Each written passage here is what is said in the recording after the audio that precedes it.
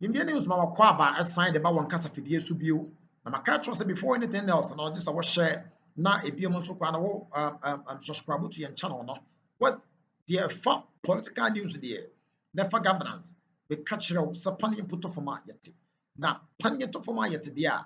Ani na nsɛm foforɔ bi nso asan esi. Benim sɛ what the nsɛm ade bɛn nyinaa na ya na ya wote na ya wɔhwɛ na ya wɔfɛ nso so. Nti no nsɛm foforɔ bi asi a India news yan so pani yɛ tɔ for me baabi yɛ ti nyinaa akyi no yɛ nsa atumi aka bi na yaso nso atumi ate saa nsɛm bi. Yɛntie nsɛm mmra sisi a na mpanimfoɔ mpo sɛ kakum no yɛgye no kɔkɔɔ anum. The ba before that no subscribe to your channel no. Sabaka all other news ɛfa politics one the opposite what tie no ɛho.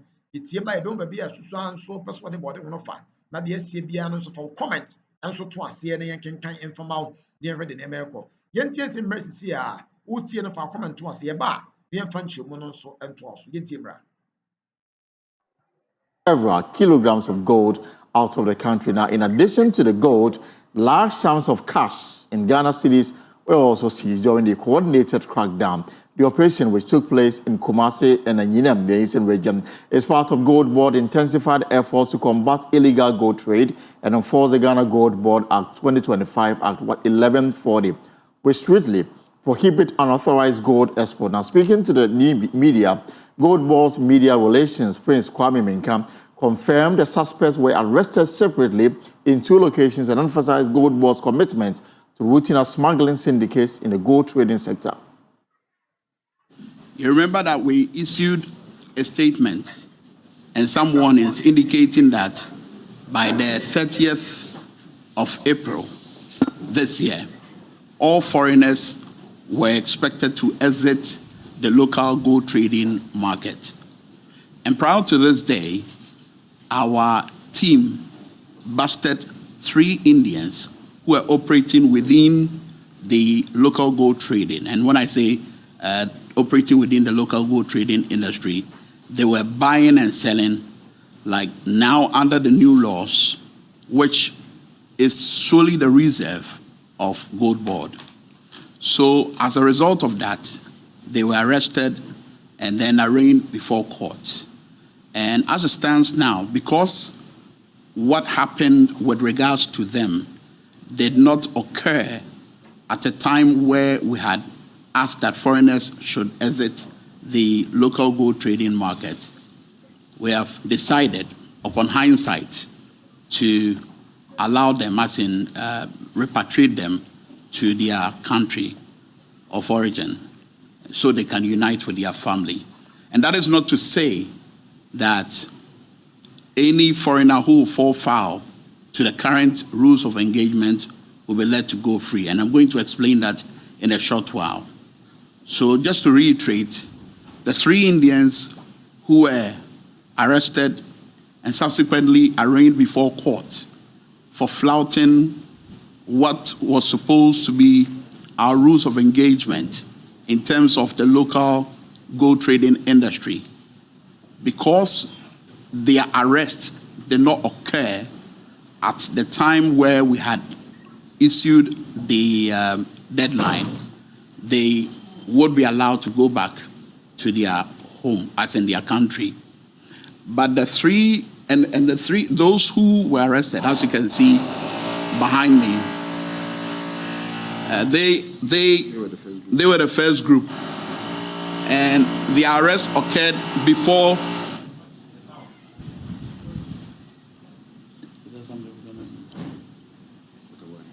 The arrest occurred before the 30th of April.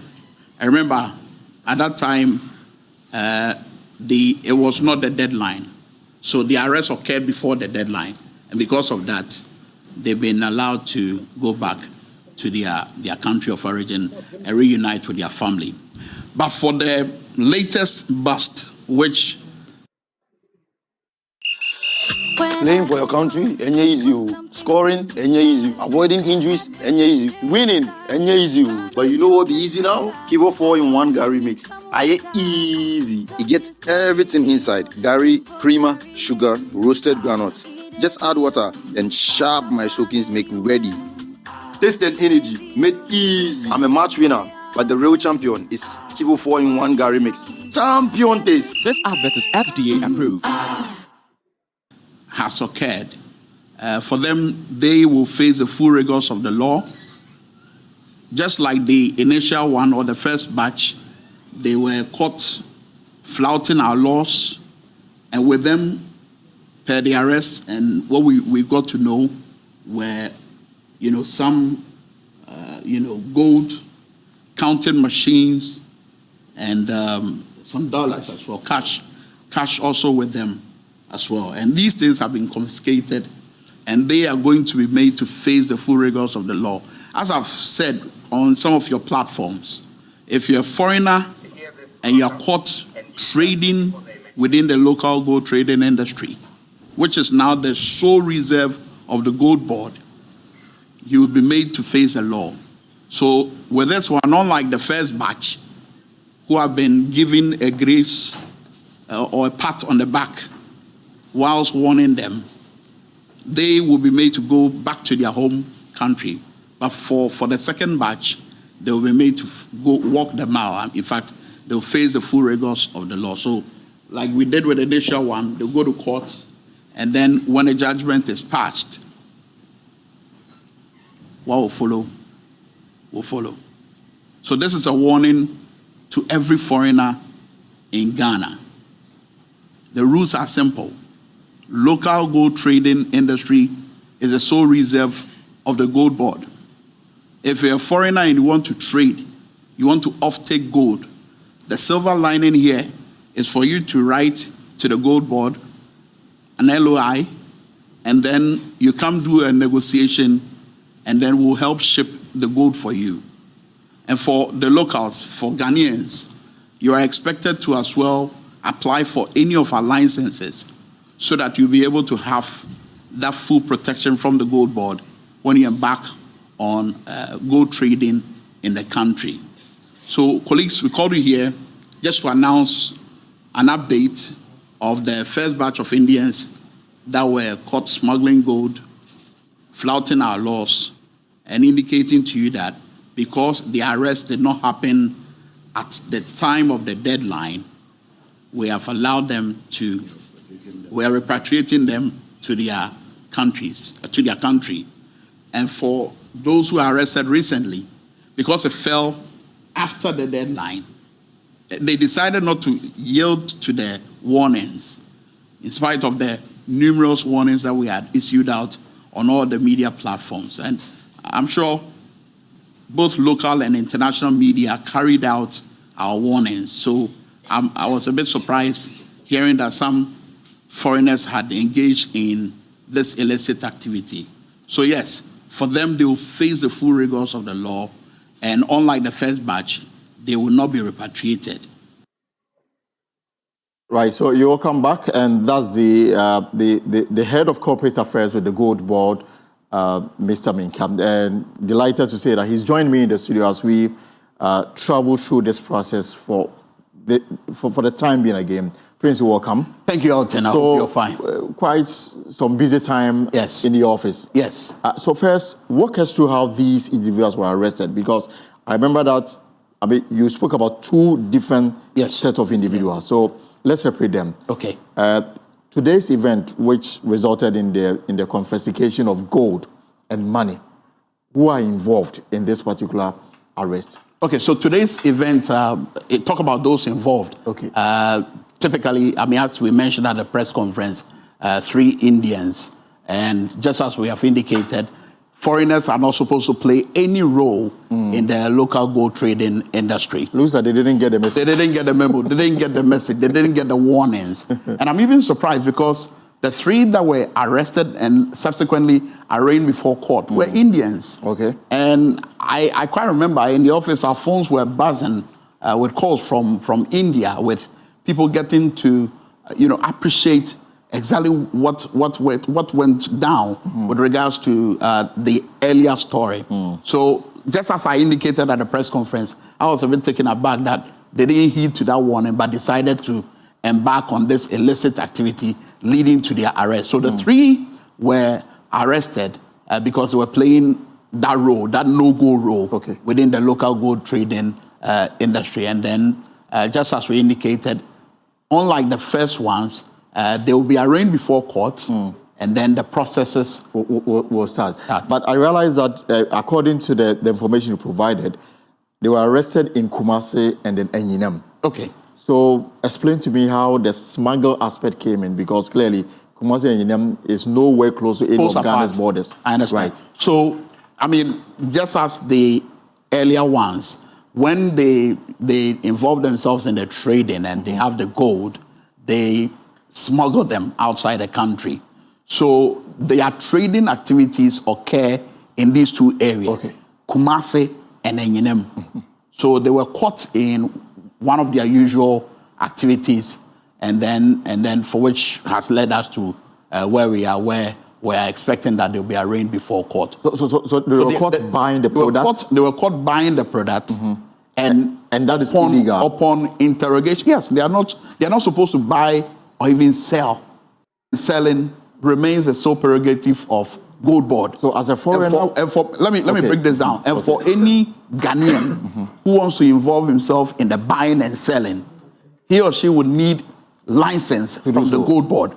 But for a foreigner who wants to buy gold from Ghana, he would have to work through Gold Board in taking the gold from Ghana. He cannot buy directly from the a miner. source. Yeah, as in the miner, the main miner. Source, being a miner, or even someone who suggests that he's a buyer or a seller. You cannot buy from. And in this case, this is what happened. Exactly. They were buying from a miner. They were buying which is against the law. They were buying from a miner, which is against the law. If you look at the law, the Gold Board Act 1140, sections 48 and 64 has a lot of explanation with regards to what happens to anyone when he or she is caught engaged in such an act, which is trading or smuggling. So clearly, this is an intelligence-led operation that led to the arrest of this individual. And that's the reason the national security was heavily involved in all this. So it's a collaboration between the national security and the Gold Board. You know that Gold Board had earlier issued a warning, and we are continuing to issue that warning, and also re-emphasizing the point that we are not going to treat anyone with kid's glove.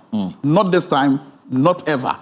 The first batch who have been let go is as a result of the fact because the law had yet to fully take off. Absolutely, and the deadline. I mean, it was not it happened prior to the deadline. Because it happened prior to the deadline, that's the reason they've been let go in that manner. You know, and of course, the repatriation is going to take the legal process.